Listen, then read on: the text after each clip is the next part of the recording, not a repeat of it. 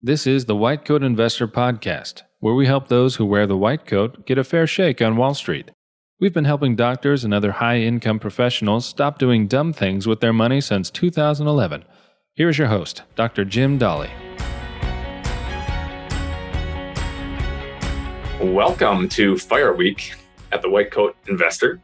You were probably expecting the voice of Dr. Dolly, but instead you got the voice of me, Dr. Darlene, and I apologize for that. So this is Leaf Darlene from Physician on Fire, filling in for the good Dr. Dolly as he floats down the Colorado River through the Grand Canyon for a few weeks. This podcast is sponsored by Bob Ayani at drdisabilityquotes.com. He is an independent provider of disability insurance planning solutions to the medical community in every state and a longtime White Coat Investor sponsor. He specializes in working with residents and fellows early in their careers to set up sound financial and insurance strategies. If you need to review your disability insurance coverage or to get this critical insurance in place, contact Bob today at drdisabilityquotes.com, by email info@drdisabilityquotes.com, or by calling 973-771-9100. Our quote of the day comes from Bill Schultheis, author of The Coffeehouse Investor. He says, using past performance numbers as a method for choosing mutual funds is such a lousy idea that mutual fund companies are required by law to tell you it is a lousy idea. You know, that goes back to the whole past performance is not indicative of future results, and it's true. So I want to take a quick minute to thank you for what you do, just as Dr. Dolly likes to do. You may be a physician taking care of patients. You might be another healthcare worker also taking care of patients, a dentist taking care of patients' teeth, and maybe a veterinarian taking care of our furry friends. Even if you don't work in the medical community in any way, you're probably maybe a parent to a son or daughter. You are a son or daughter to someone, maybe taking care of aging parents. Maybe you're just a good neighbor, but in some way, shape, or form, I'm sure you're taking care of someone. And during this lengthy pandemic, we've all had to take care of one another. You know, we're coming up on month 15, and I want to thank you for caring for COVID patients, if that's what you've been doing. If you've gotten vaccinated, thank you for getting that shot. I've personally been giving hundreds of these shots now to grateful recipients up here in northern Michigan, where we're living, which is something I plan to keep on doing. So thank you for whatever part you are doing to help us get past this nasty pandemic. Now, the White Coat Investor has a big announcement coming up this month. So watch for that, especially if you are someone who loves WCI swag. May 10th, there will be more details on the blog, so keep a lookout for that. So today's article is all about how we earn free travel. I love to travel. I love free things. So combining the two is right up my alley. It's in my wheelhouse. So, one way I've done that is by responding to the overhead call from a nervous flight attendant stating that a passenger needs medical attention. Believe it or not, that's happened now 4 times in the last 5 or... no, it goes back to my honeymoon. We were on the way to my honeymoon, on the way to Alaska, and a patient had fainted.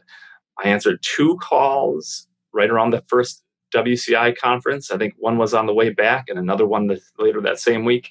And then more recently on another flight on Frontier. Now, usually they give some decent perks if you actually answer those calls and provide some medical care.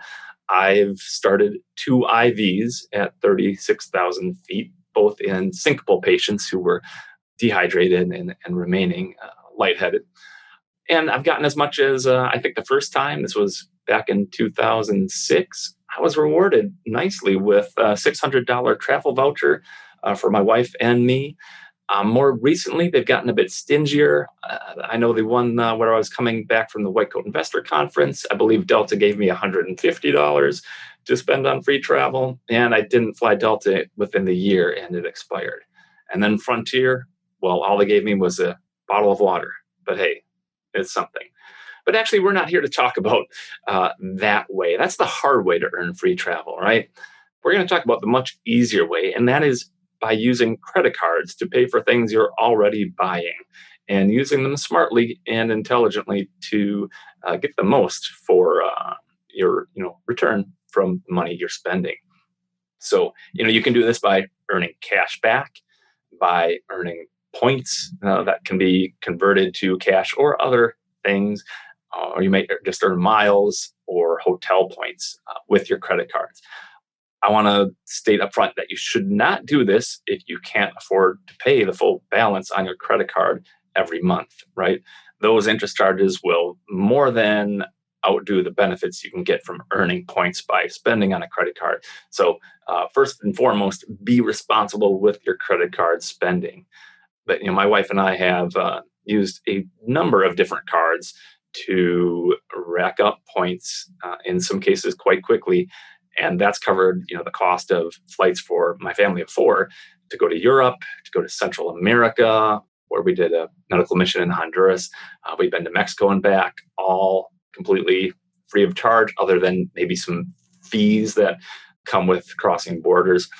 We've had dozens of nights of complimentary hotel stays based on our points. And so, if I had paid for all of these flights and airfares, it would have cost us tens of thousands of dollars. There are really two main ways that you can earn these points and miles. One is through regular spending on whatever you're going to spend money on, whether it's gas, groceries, your regular bills, etc. And the other is through welcome bonuses that you get when you open a new card. There is a third way that some people will talk about deep in the Reddits, and that's manufacturer spending. I won't really talk about that. It's generally against the rules or frowned upon, and it involves silliness like using credit cards to pay for money orders and buying gift certificates and reselling them, and it's more effort than I care to put forth. We're going to keep it pretty simple. And the simplest way really to get something back from your credit card spending is just to get cash back. It's not difficult to find a card with no annual fee that'll give you easily 1% and sometimes 1.5% or even 2% back in cash for everything that you spend money on, as long as it goes on the card.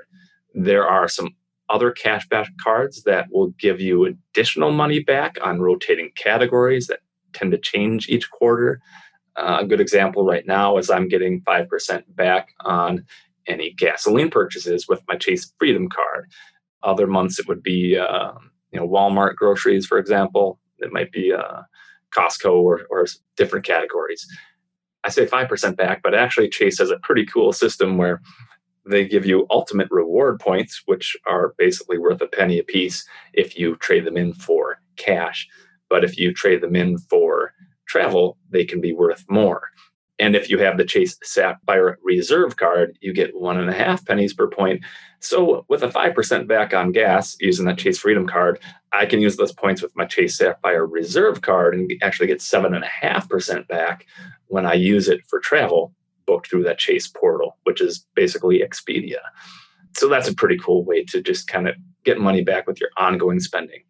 Again, going back to simplicity, there's a double cash card from Citi. You get 1% back on the purchase and 1% back when you pay. Fidelity offers a 2% cashback card that you can just put the money right into a brokerage account or 529 or maybe even an HSA. They offer a pretty good HSA. Now, cashback is simple. Flexible points can give you more value. Chase, I've mentioned the ultimate rewards. Citi has their thank you points. American Express has membership rewards.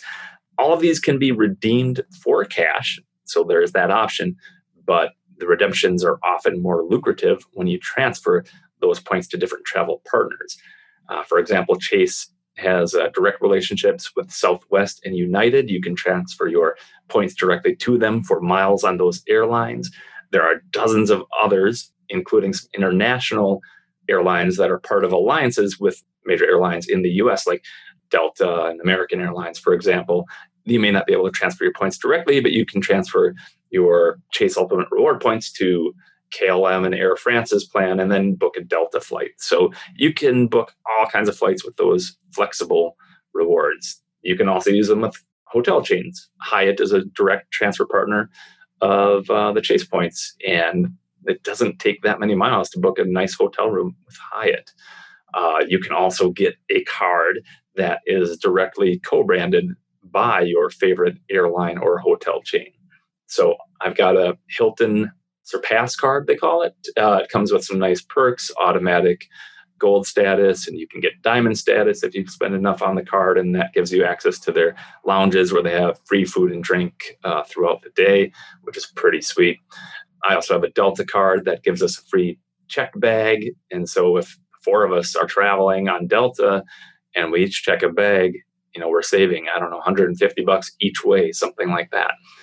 So that's kind of a quick lowdown on using your card to pay for things you would normally be paying for. Where the bigger benefit comes from, and I mentioned this earlier, is collecting welcome bonuses for opening a new card. Now, some people are a little concerned about what that will do to their credit score. And I found that opening a new card might drop my score by 5 points, some single digit number for a brief period. And within a few months, it's back to where it was, even if I do this 2, 3, 4 times a year. I don't do it as often now, but I have over the last, I would say, 5 to 7 years since I started doing more of this travel hacking. I've probably opened 20 plus cards. And if I find it's worth the annual fee to keep the card based on the perks, I will. Oftentimes, new cards have an annual fee that is waived in the first year, or it might be a no annual fee card. So I still have about a dozen different cards that I can use. I only keep 2 or 3 in my wallet. But the welcome bonuses are where it's at. Now, they're often worth, I would say, $500 to $1,000 per card, with a minimum spend requirement in the $3,000 to $4,000 range for most, with a few exceptions for some premium cards. So when you do the math on that, if you get $1,000 back, which right now the Chase Sapphire Preferred card has a 80,000 point bonus when you spend $4,000 in 3 months. That's worth $800 in straight cash. It's worth $1,000 when used for travel through the Chase portal. So you spend $4,000, you get $800 or $1,000 back. Now you're getting like 30% cash back, roughly. Compare that to the 1 or 2%. You're doing really, really well. A lot of the airline cards will have something similar, where you might get 50,000 or 100,000 points, and you kind of want to watch for when those welcome bonuses are increased, especially for the airline cards. Like Delta will occasionally double their bonus offer from 30,000 to 60,000 miles. And that can mean instead of getting $300 or $400 in value, now you're getting maybe $600 or $800 in value for a card that has a $95 annual fee, which may be waived in that first year. That is the way to go if you really want to play the game. Get 2 or 3 cards a year. I recommend if you're married, don't do the companion card for your spouse, but actually each get your own card. Each put enough on there in the first few months to get that welcome bonus, because if you don't, you're losing out on maybe $500 or more, which is the value of that welcome bonus. Business credit cards are another option. They tend to have higher minimum spends to get the lucrative welcome bonuses. Like, for example, there's a couple of Chase Inc. business cards, the cash and the unlimited, but they both give you $750 back after you spend $7,500 over the first 3 months. There's an Inc. Business Preferred. That's another Chase card. They give you 100,000 ultimate reward points with a $15,000 minimum spend. So again, if you're not spending $5,000 a month on a credit card, you probably don't want to take that option, but it is there. Capital One with their Spark cards, there's a Spark Miles and a Spark Cash card. A couple times a year for a month or two, they have a deal where they'll give you a total of $2,000 back on the first $50,000 spent if you spend it within 6 months. So again, if you have a business that has a lot of expenses and you're spending 6 figures in a year, well, with the welcome bonus of $2,000 on the first 50 grand that you spend, plus you're getting 2% back with those cards, that's another $1,000. Now you're at $3,000 back on $50,000 spent in 6 months. That's 6% back. That's pretty killer. There are some other benefits of credit cards. Again, if you can afford to, always pay your balance in full every month and never incur any interest charges. I think it's great for automating your finances. I like to automate my investments. I like to automate my payments as well. So anytime I get a new card, the first thing I do is create that online login if I haven't gotten one already with that bank, and set up auto pay so that the balance will be paid from my checking account automatically every month. And I do the same thing with any monthly bills that I have, any utility bills. They go to the credit card and they're automatically paid every month. So the only place you have to make sure you have money is your checking account. And I tend to keep as much as my highest monthly credit card bill might be in checking. And just to be extra safe, I have overdraft protection set up so that if I were to deplete my checking account, there would be an automatic transfer of cash from my savings account where I keep my emergency fund and money that I'm saving up for any big purchase, like a house that we just bought a few weeks ago. So that was exciting. Other perks with credit cards, you get some pretty nice travel perks, especially with some of the higher end cards. Many Chase cards will act as your primary car rental insurance. Most others will give you secondary insurance when you rent a car. You can get medical evacuation coverage with the premium cards, Chase Sapphire Reserve and American Express Platinum. And if you end up having a medical emergency that can't be taken care of, they'll pay for even a six-figure flight out medevac from anywhere in the world. That's a pretty good feature when you travel as much as we like to. Those premium cards also give you access to airport lounges, similar to like the Hilton lounges I was talking about. They're loaded with free food and drinks and kind of a nice place when you have a long layover to spend a few hours. You also get some fraud protection on those credit cards.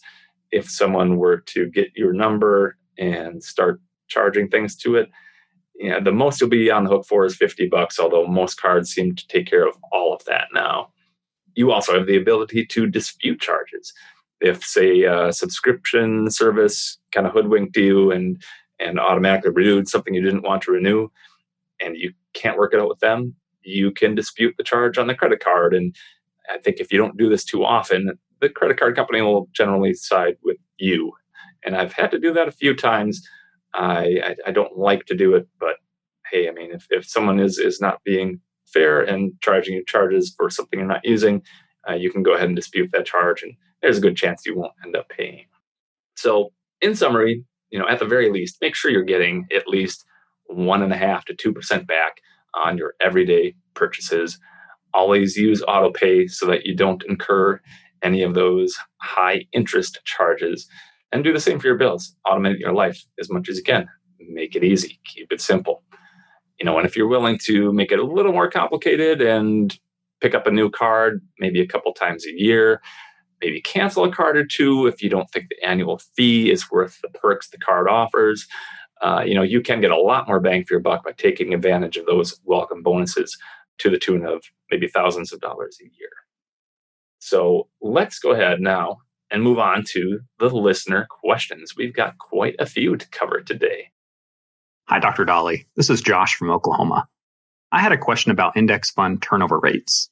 My understanding is that funds with higher turnover rates are less tax efficient because the increased turnover shifts taxes from long-term capital gains rates to short-term capital gains rates. At what turnover rate does this become a significant concern? Also, do these taxable events even apply if your investments are inside of tax-advantaged retirement accounts? For example, Fidelity's small cap index fund has a turnover rate of 32%, and their mid cap index fund has a turnover rate of 24%. Would it matter if you only held these funds in a retirement account? Or would it make more sense to just invest in their extended market index fund, which covers a similar share of the market but has a turnover rate of 11%? Thanks for your help and all that you do. So thanks for the question, Josh. Yes, you are correct in that turnover is tax inefficient in a taxable account. It does create both long and short-term capital gains depending on how long that mutual fund has held the asset. And the more turnover, the higher the tax that is passed on to you will be. I learned this the hard way myself by investing back in 2009 when I was just getting started with a taxable account in some T. Rowe Price funds of funds that were actively managed. And I got the tax bill and realized I was paying thousands of dollars in taxes on a 5-figure account. And And I didn't even sell anything myself. It was the funds selling stocks within the funds that created that tax bill from the churn. So you're smart to be thinking about this. Now, in a tax advantage account, like a retirement account, it's not going to matter so much. So if you are going to invest in a tax inefficient fund, in an actively managed fund, the 401k, 403b, Roth IRA, etc., is the place to do that. Now, I like to look at Morningstar. They've got great information on mutual funds. Even without an account or with a free account, you can see a lot of info there. So I looked up VT SAX, which is the Vanguard Total Stock Market Fund, and they give a tax cost ratio, which I believe to be basically an estimate of tax drag on your portfolio expressed as a percentage.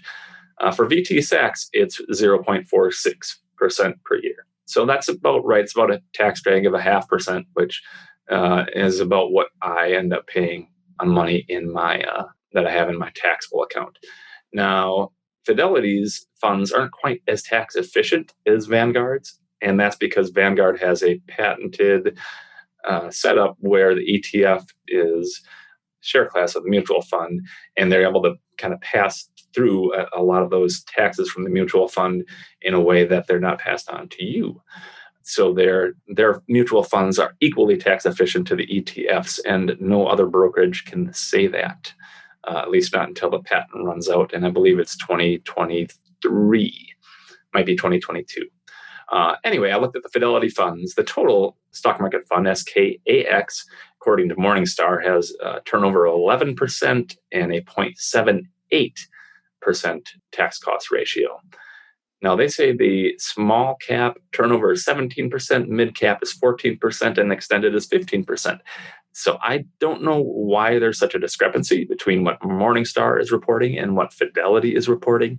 It could be that it's an average of several years that Morningstar is looking at, and maybe Fidelity is looking at 1 year in particular. I really don't know. So I guess it depends on where you get your data as to what is best.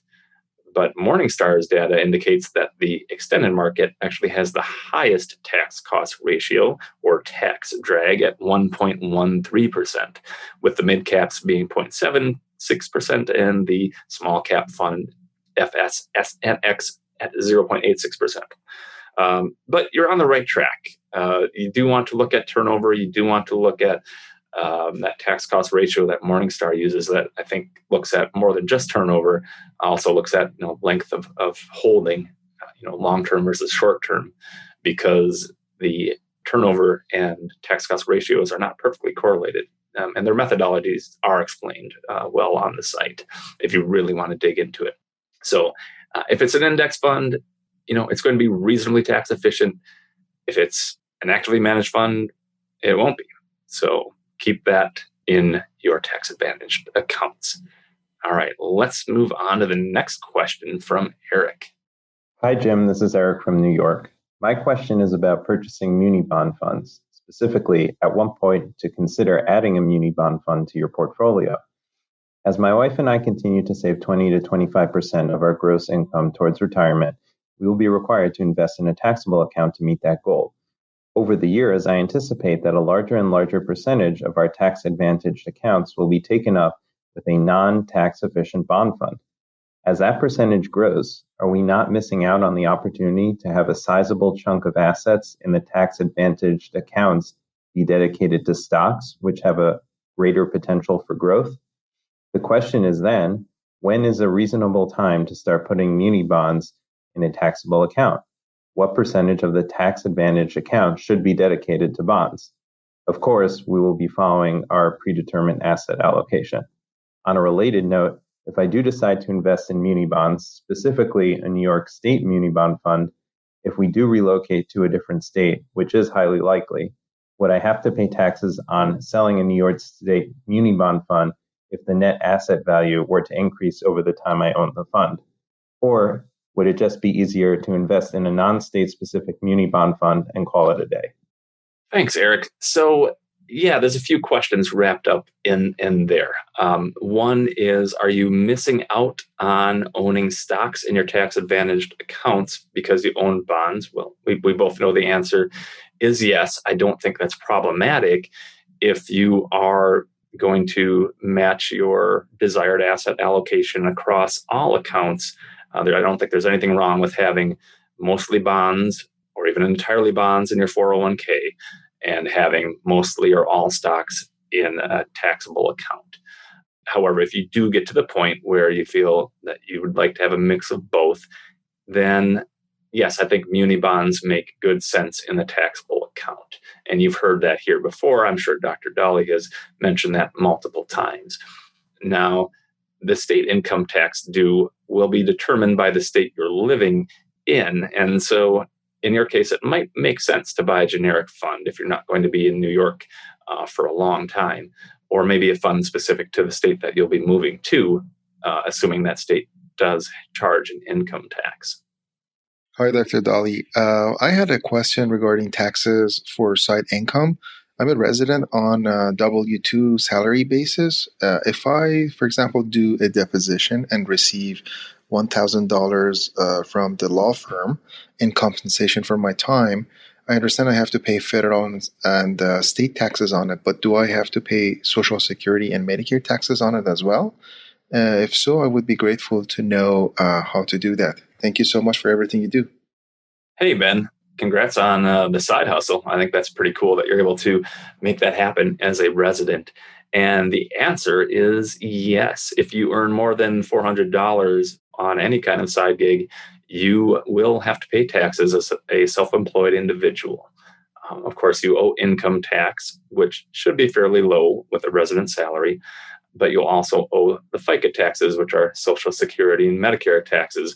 And you, unfortunately, will owe both as an employee and as an employer, being self-employed. So it'll be twice as much as you're used to seeing as a percentage from your normal paycheck. How you pay that is on your 1040. It's calculated on Schedule SE. And if you're just going to make a little bit of money here and there, you could just pay that at the end of the year. If you're making tens of thousands of dollars with your side income, then you'll want to pay quarterly taxes. And there are forms to submit those and ways to calculate how much you should pay in each quarter to both the federal government and the state. Hey, Dr. Dolly. This is Robert calling from South Carolina. I'm an attorney who has my own practice, and my wife is a hospitalist who practices academic medicine. We are avid listeners to your podcast and appreciate all you do. My question is regarding the role of bonds in a modern portfolio. Warren Buffett was recently quoted as saying, the income from a 10-year U.S. Treasury bond fell 94% from a 15.8% yield in September 1981 to 0.93% at the end of 2020. He goes on to say that bonds face a bleak future and advocates against them. My question is, in the modern portfolio, knowing what we know about interest rates and bond yields and the trajectory we've seen, is it time to rethink them? Is it time to rethink possibly having a dividend fund instead of bonds? Is it time to think only keeping bonds in target date funds and avoiding them in a taxable account? So I guess I just wanted to ask if you agree with the Oracle of Omaha, and if so, what should we be doing to sort of rethink the role of bonds in a modern portfolio? Thank you. Hello, Robert. We are glad that you enjoy the White Coat Investor, and I hope you enjoy listening to me, the physician on fire, as well. You know, this is a tricky state that we're in. It's a tricky place. You've got bonds paying very little, and people are looking anywhere else for some decent return on fixed income. One thing to keep in mind is that this current interest rate environment won't likely be the state of affairs indefinitely, and we should expect at some point to see those interest rates rise. However, the unfortunate thing is that, of course, the bonds that we buy today will actually fall in value when the interest rates rise, assuming that will happen at some point. Now, personally, I do avoid bonds in taxable. It's not that problematic now that they're paying so little. They're really not that tax inefficient. However, I do try to stick with the optimal way of owning bonds, which is if I were to buy them in taxable, I would go ahead and use municipal bonds. And if I lived in a state with a bond fund specific to my state, that I can easily buy, well, I would probably do that. Now, I mentioned people are looking for alternatives, and the obvious ones are certificates of deposit, CDs, right? You can buy those at your local bank and credit union, and they might pay a bit more than any bond or bond fund that is yielding right now.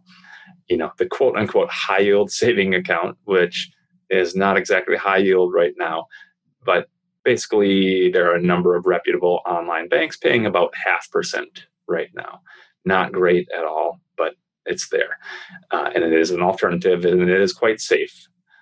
Now, if you're willing to take on a little bit more risk, and especially if you're closer to retirement, you could consider a fixed annuity, like a single premium immediate annuity that will pay out a percentage, better than bonds are paying. Of course, you won't get cash back typically once the annuity runs out, when your life runs out. Another option, if you're willing to take on more risk, is to look at like a real estate fund. I've invested in a couple of different funds, and I know that Dr. Dolly has been doing the same, and he's talked about some of those here on the podcast. They do pay steady, tax-efficient, fixed income, but clearly there's more risk there, right? Real estate doesn't always maintain its value, and developers don't always do what they say they will. And so you're going to take more risk if you want to make more money. And that's kind of where we're at. Personally, I've maintained a 10% stake in my bond. That's bond and cash allocation. I've had that really ever since I decided what my asset allocation was going to be nearly a decade ago. I don't make any plans to change that, but I do recognize the difficulty of investing in bonds in this current environment. Hi, Dr. Dolly. This is Noah from the East Coast. Thanks for all the great content and helping me improve my family's finances. I have 2 questions related to bonds. The first is about tips. I would like to add some tips to my retirement portfolio inside tax-protected accounts like my Roth IRA or 403b to add some inflation protection. What is the best way to do this? I don't think I can buy them direct from Treasury Direct inside the retirement accounts, but there are low-cost tips mutual funds available at places like Fidelity and Vanguard. But I've read that these don't provide the same kind of inflation protection as direct tips do. Is that correct? How can I add a measure of inflation protection to my tax-protected retirement accounts? The second question is about Series I savings bonds from Treasury Direct. Their current interest rate is essentially a whole percentage point higher than high interest rate savings accounts like you can find at Ally. This seems like a great place to put some cash that is going to be spent in the next 2 to 3 years on a new car or a down payment on a house.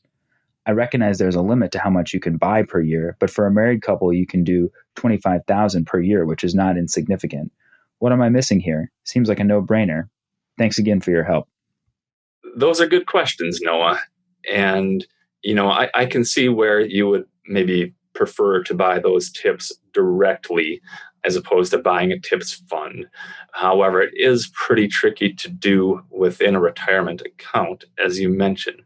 You would have the option of setting up a self-directed IRA or self-directed 401k, and then being available when the auction is online, which is not all the time, but at certain dates on Treasury Direct.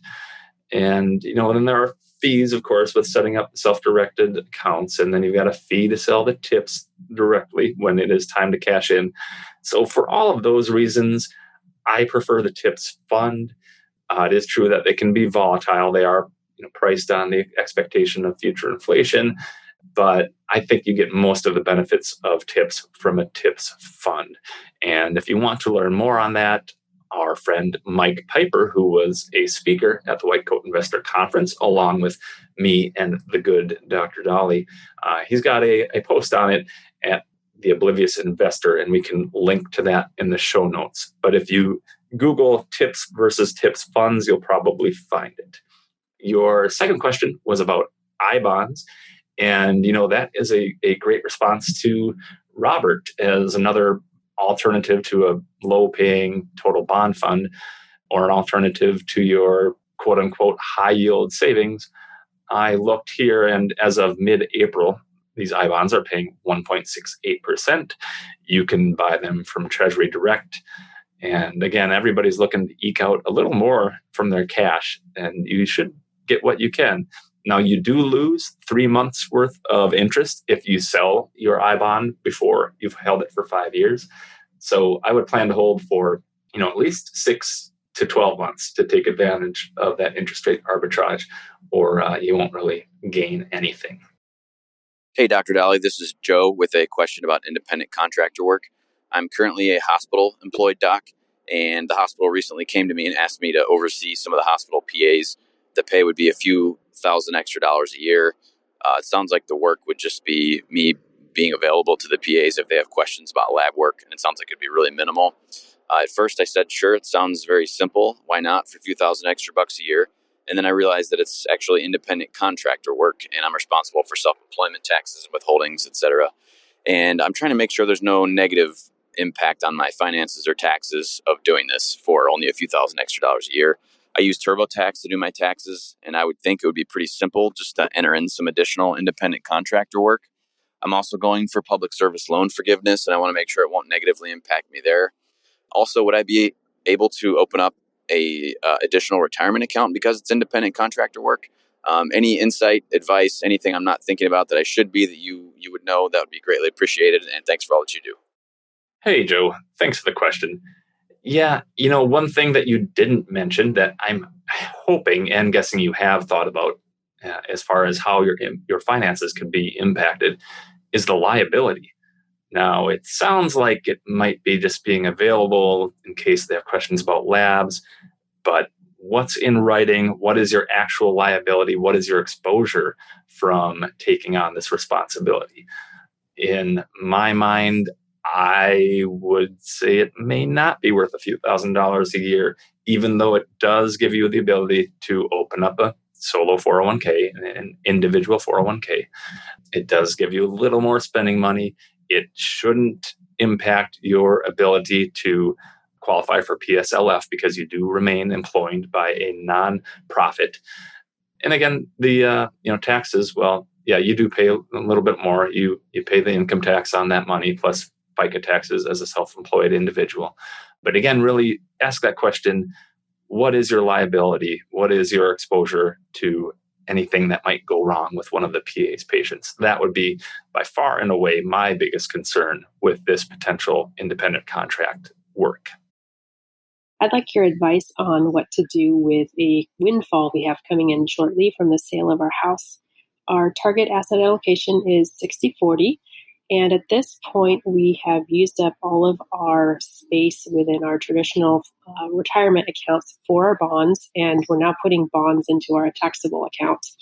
Ideally, this wouldn't be the case, but that's where we're at. I know you've suggested looking into muni bond funds as a way of avoiding some of the tax consequences of bonds in a taxable account. And I wonder if you have advice on how much of the taxable bond allocations should be muni bonds versus something like a total bond or total international bond fund. Thanks for your help. Hello, Megan. Congratulations on selling your home. I hope to sell 2 of them this month, and it is a seller's market, so I think it'll happen. As far as your question about what percent of your bonds and taxable should be muni bonds, I would go with kind of the traditional answer of 100%. But again, with today's low yields, pretty much any bond fund that's not a junk bond fund is going to be reasonably tax efficient.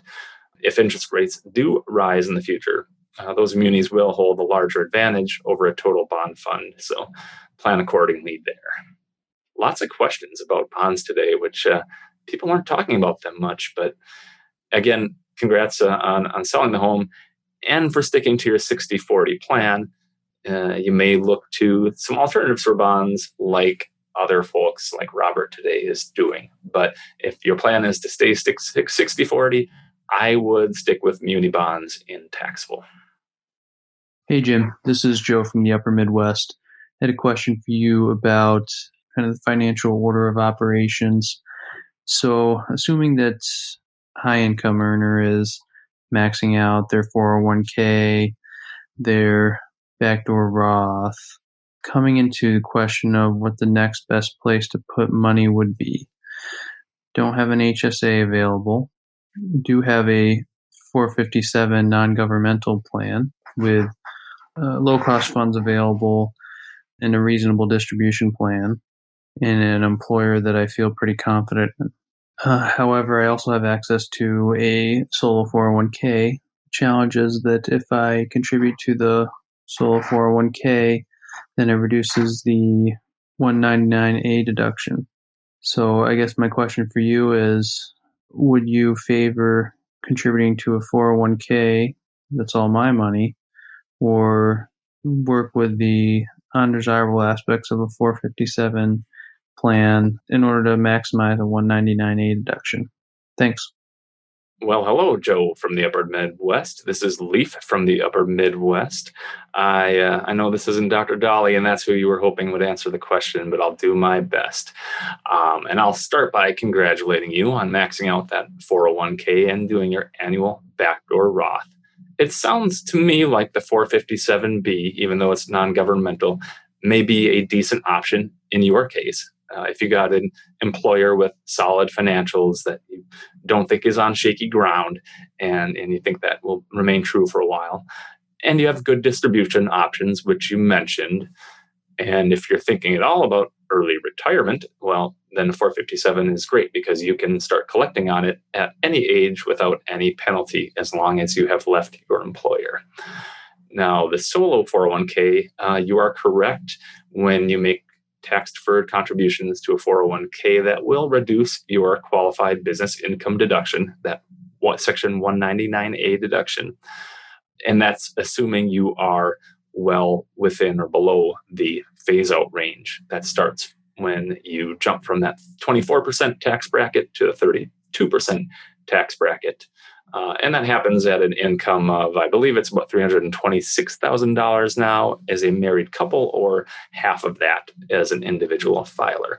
Now, it could be if you have total taxable income that is approaching or exceeding the start of that phase-out range, that 401k contributions might be helpful in bringing you back down to a total taxable income beneath the phase-out range. So it depends on your personal tax situation. It may actually help you get a full QBI deduction by making those 401k contributions. Now, if you are well below that phase-out range with your taxable income, then you might also look into the possibility of Roth solo 401k contributions. Now, it may require an individualized plan, maybe a self-directed plan to do that, but see if that's an option for you. And, there's nothing wrong with a good old taxable account. That's where the majority of my money is now. I've written about how a taxable account can be as good or better than a Roth IRA in some ways. So, people sometimes look for places to put money, and then they turn to things like whole life insurance, which you've heard on this podcast is rarely a good idea. And they're not looking at a good old taxable account. Just buy some mutual funds and index funds and hold them, and they can be very tax efficient. You've got tax loss harvesting ability. You can sell at 0% capital gains when you're retired, as long as your taxable income remains reasonably low. And both the White Coat Investor and I have written recently about how you can have 6 figures to spend and pay no income tax, including no capital gains taxes from selling from taxable. So, yeah, good question, and I wish you luck. This podcast was sponsored by Bob Ayani at drdisabilityquotes.com. He has been a longtime sponsor of the White Coat Investor. One listener sent in this review. Bob and his team were organized, patient, unerringly professional, and honest. I was completely disarmed by his time and care. I am indebted to Bob's advocacy on my behalf and on behalf of other physicians, and to you for recommending him. Contact Bob at drdisabilityquotes.com today by email info@drdisabilityquotes.com or by calling 973-771-9100 to get disability insurance in place today. Remember to watch the blog on May 10th for another big announcement if you're someone who's into WCI swag. And if you would, please take just a minute to leave the White Coat Investor a 5-star review and tell your friends about the podcast. And while you're at it, tell them about this Physician on Fire guy. You can find me at pofire.com. I'm on Twitter and Facebook and all those places. So head up, shoulders back. You've got this, and we can help. My dad, your host, Dr. Dolly, is a practicing emergency physician, blogger, author, and podcaster. He is not a licensed accountant, attorney, or financial advisor, so this podcast is for your entertainment and information only and should not be considered official, personalized financial advice.